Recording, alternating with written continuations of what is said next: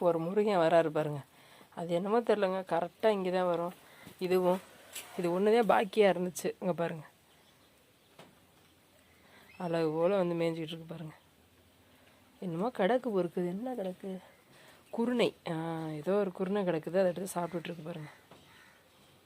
ஒரு அழகாக சாப்பிடுது.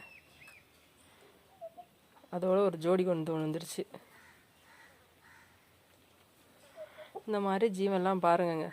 இங்கே பாருங்கள், எங்கேயாவது கிளம்புதா? அனைத்துக்கும் என்ன மாதிரி என்னை பார்த்தா தெரியுதுன்னு தெரியலை.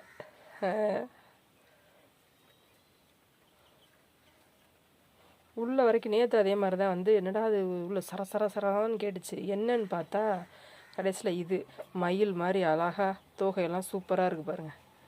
இதெல்லாம் வந்து முருகன் தாங்க வந்திருக்காங்க அப்படின்னு நினச்சிக்க வேண்டியதை நம்ம. உண்மையிலே தெய்வம் தான், வேறு எங்கேயாவது வேறு எதாவது போகுமா?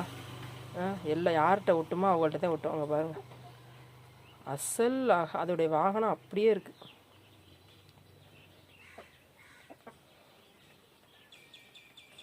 அழகு போல் வந்து சாப்பிட்டுட்ருக்கு பாருங்கள். இந்த மாதிரிலாம் பார்த்து ரசிக்கணுங்க இதுக்கெல்லாம் சாப்பிட்றத.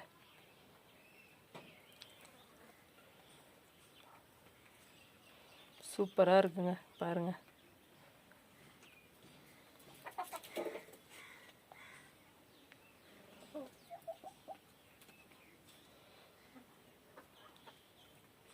அழகு போல் சாப்பிடுது. டேய் முருகா, இங்கே பார்.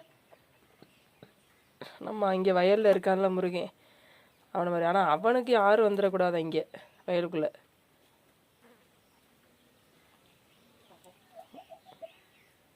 சூப்பராக இருக்குங்க. இதை பார்க்க அழகாக இருக்குது. தோகையை பாருங்களேன் எவ்வளோ அழகாக இருக்குன்னு. நீங்களே பாருங்கள், இதை பார்த்தா அழகு. முருகன் வாங்கின மாதிரியே இருக்கா பார்த்தீங்களா? அசல் தெய்வம் தான் வந்திருக்கு. உண்மையிலே சொல்கிறேன், சச்சுருவா முருகன் இருக்காருங்க என்கிட்ட.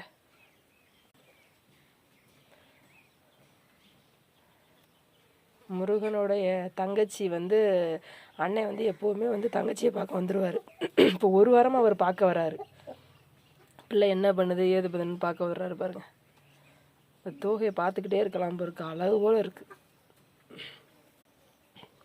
சரிங்க, இது இவங்க கடைக்கு வந்தோடனே உங்களுக்கு ஒரு வீடியோ போடலான்னு போட்டேன். பிடிச்சிருந்தா லைக் பண்ணுங்கள், ஷேர் பண்ணுங்கள், சப்ஸ்கிரைப் பண்ணுங்கள்.